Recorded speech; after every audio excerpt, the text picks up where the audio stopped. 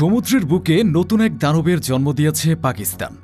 এমন এক নিষিদ্ধ অ্যান্টিশিপ ব্যালিস্টিক মিসাইল যা যে কোনো মুহূর্তে সাগরের মাঝখানে একটি বিশাল যুদ্ধজাহাজকে ধুলোয় মিশিয়ে দিতে পারে। পাকিস্তানের এ সফল পরীক্ষার পরেই ইরানি মিডিয়ায় শুরু হয়েছে বিজয় উল্লাস। কিন্তু কেন? ইসলামাবাদে তৈরি এ মারণাস্ত্র নিয়ে কেন এত আনন্দিত তেহরান?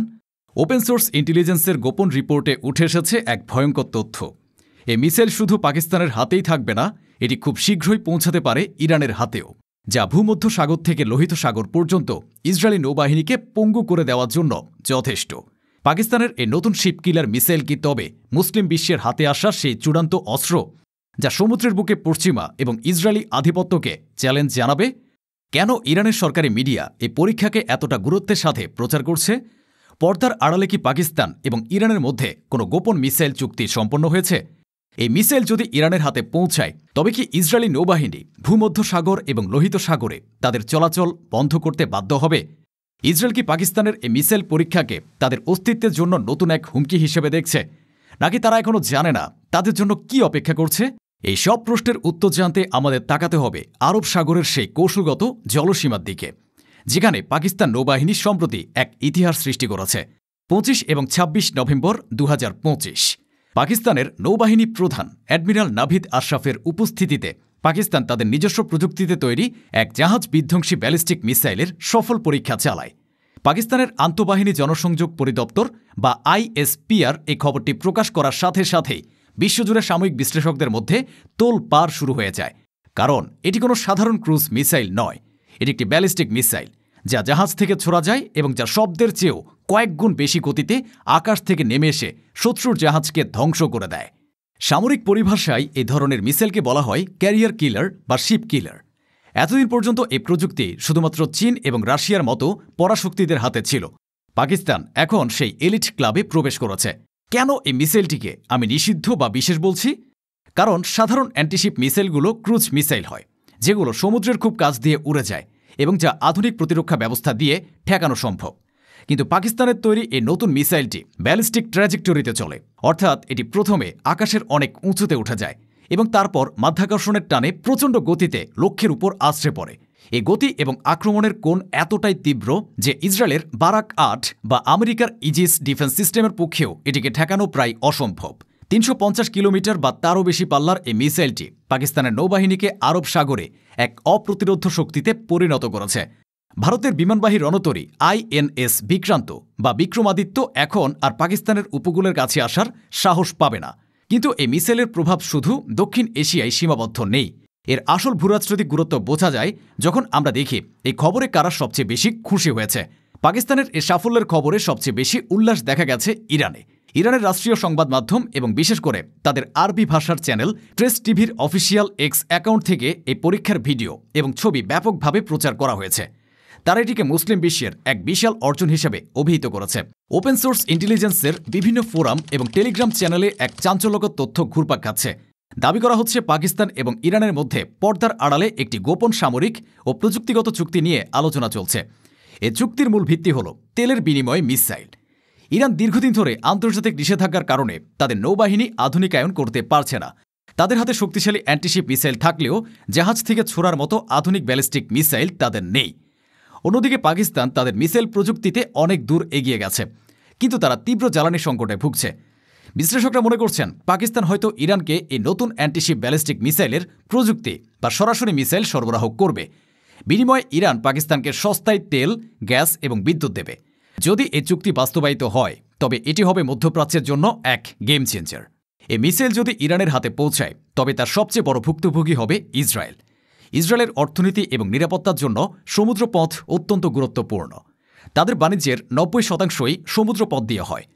আসুন দেখি ইরানের হাতে এই মিসাইল থাকলে ইসরায়েলের জন্য কি কি বিপদ অপেক্ষা করছে। নাম্বার 1, লোহিত সাগর অবরুদ্ধ। ইরান এই মিসাইলগুলো তাদের মিত্র ইয়েমেনের হুতি বিদ্রোহীদের হাতে তুলে দিতে পারে। হুতিরা ইতিমধ্যে লোহিত সাগরে ইসরায়েলি জাহাজের উপর হামলা চালাচ্ছে, কিন্তু তাদের হাতে যদি পাকিস্তানের তৈরি এই হাইপারসনিক বা ব্যালিস্টিক অ্যান্টিশিপ মিসাইল চলে আসে তবে তারা লোহিত সাগরে ইসরায়েলি এবং মার্কিন যুদ্ধজাহাজগুলোকে ডুবিয়ে দেওয়ার ক্ষমতা অর্জন করবে। বাব আল মানদেব প্রণালী পুরোপুরি বন্ধ হয়ে যাবে। নাম্বার 2, ভূমধ্য সাগরে আতঙ্ক। ইরান এই মিসাইলগুলো সিরিয়া বা লেবাননের হিজবুল্লার কাছেও পাঠাতে পারে। হিজবুল্লাহ যদি লেবাননের উপকূল থেকে এই মিসাইল ছোড়ে, তবে ইসরায়েলের হাইফা বন্দর, আশদোদ বন্দর এবং তাদের অফশোর গ্যাস ফিল্ডসগুলো যেমন কারিশ এবং লেবিয়াথান ধ্বংস হয়ে যেতে পারে। ইসরায়েলি নৌবাহিনী, যা তাদের উপকূল রক্ষার প্রধান ভরসা, তারা তখন নিজেদের জাহাজ বাঁচাতেই ব্যস্ত থাকবে।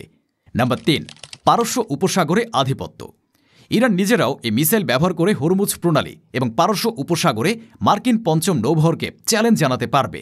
আমেরিকার বিমানবাহী রণতরীগুলো তখন আর ইরানের উপকূলের কাছে আসার সাহস পাবে না। Israeli think tank institute for national security স্টাডিজের এক গোপন রিপোর্টে আশঙ্কা প্রকাশ করা হয়েছে যে পাকিস্তান এবং ইরানের মধ্যকার মিসাইল সহযোগিতা ইসরায়েলের নৌ নিরাপত্তার জন্য পারমাণবিক বোমার চেয়েও বড় হুমকি হতে পারে। এই ঘটনা প্রমাণ করে যে মুসলিম বিশ্বের ভূরাজনীতিতে এক বিশাল পরিবর্তন আসছে। পাকিস্তান এবং ইরান, যারা একসময় কিছুটা দূরত্ব বজায় রেখে চলত, তারা এখন অভিন্ন স্বার্থে একজোট হচ্ছে। পাকিস্তানের সেনাপ্রধান এবং সরকারের সাম্প্রতিক পদক্ষেপগুলো ইঙ্গিত দিচ্ছে যে তারা ইসরায়েল এবং আমেরিকার চাপের মুখে নতি স্বীকার করতে রাজি নয়। তারা জানে তাদের হাতে থাকা মিসাইল প্রযুক্তি তাদের সবচেয়ে বড় শক্তি, আর এই শক্তিকে তারা মুসলিম বিশ্বের অন্যান্য দেশের সাথে শেয়ার করতে প্রস্তুত, যদি তা তাদের জাতীয় স্বার্থ রক্ষা করে। ইরানও বুঝতে পেরেছে যে একা লড়ে পশ্চিমা বিশ্বের মোকাবেলা করা কঠিন, তাই তারা পাকিস্তান, তুরস্ক এবং অন্যান্য মুসলিম দেশের সাথে মিলে একটি শক্তিশালী সামরিক অক্ষ তৈরি করতে যাচ্ছে। পাকিস্তানের এই মিসাইল সেই অক্ষ শক্তির হাতে আসা প্রথম সুপার ওয়েপন। পাকিস্তানের এই মিসাইল পরীক্ষার পর ইসরায়েল বা আমেরিকার পক্ষ থেকে এখনও কোনো আনুষ্ঠানিক প্রতিক্রিয়া আসেনি, কিন্তু তাদের এই নীরবতায় প্রমাণ করে তারা কতটা চিন্তিত। তেল আবিবের সামরিক সদর দপ্তরে এখন নিশ্চয়ই এই মিসাইল নিয়ে চুলছেরা বিশ্লেষণ চলছে। তারা ভাবছে কিভাবে এই নতুন হুমকি মোকাবেলা করা যায়। তাদের হাতে থাকা সিডোম বা বারাক মিসাইল ডিফেন্স সিস্টেমকে পাকিস্তানের এই দ্রুতগতির ব্যালিস্টিক মিসাইল ঠেকাতে পারবে, নাকি তাদের নৌবাহিনী এখন এক অরক্ষিত হাঁসে পরিণত হয়েছে? মোসাদ হয়তো এখন সর্বশক্তি দিয়ে চেষ্টা করবে পাকিস্তান এবং ইরানের মধ্যকার এই সম্ভাব্য চুক্তিটি ভেস্তে দেওয়ার জন্য। তারা হয়তো পাকিস্তানের উপর আন্তর্জাতিক চাপ সৃষ্টি করবে, অথবা ইরানের সাপ্লাই লাইনে হামলা চালাবে। কিন্তু মিসাইল প্রযুক্তি একবার তৈরি হয়ে গেলে তার বোতলে ভরে রাখা যায় না। জ্ঞান এবং প্রযুক্তি ছড়িয়ে পড়বেই। পাকিস্তানের তৈরি এই মিসাইল শুধু একটি অস্ত্র নয়, এটি একটি বার্তা। বার্তাটি হল সমুদ্র আর নিরাপদ নয়। পশ্চিমা বিশ্ব এবং ইসরায়েল এতদিন ধরে সমুদ্রের বুকে যে একচ্ছত্র আধিপত্য বিস্তার করে রেখেছিল, সে দিন শেষ হয়ে আসছে। এ মিসাইল যদি সত্যি ইরানের হাতে পৌঁছায়, তবে ইসরায়েলের নৌবাহিনীকে হয়তো বন্দরে নোঙর করে থাকতে হবে। পাকিস্তান এবং ইরানের এ সম্ভাব্য এবং গোপন জোট মধ্যপ্রাচ্যের সমীকরণকে চিরতরে বদলে দিতে পারে। তেল আবিবের জন্য সময় দ্রুত ফুরিয়ে আসছে, কারণ পূবের আকাশ থেকে একটি নতুন সূর্য উঠছে, আর সেই সূর্যের আলোয় চকচক করছে পাকিস্তানের তৈরি সে নিষিদ্ধ মিসাইল, যার গায়ে হয়তো অদৃশ্য কালিতে লেখা আছে টার্গেট ইসরায়েল। এখন প্রশ্ন আপনাদের কাছে, পাকিস্তানের এই নিষিদ্ধ মিসাইলকে মুসলিম বিশ্বের হাতে আসা সে গেম চেঞ্জার অস্ত্র, যা ইসরায়েলের সমুদ্র আধিপত্যকে ধুলোয় মিশিয়ে দিতে পারে? ইরান যদি সত্যি এ প্রযুক্তি পায়, তবে কি তেল আবিবের পতন অনিবার্য হয়ে উঠবে? পাকিস্তান আর ইরানের এ সম্ভাব্য সামরিক জোট এবং ইসরায়েলের অসহায়ত্বকে আপনি কিভাবে দেখছেন? আপনার গর্বিত মতামত কমেন্টে জানান।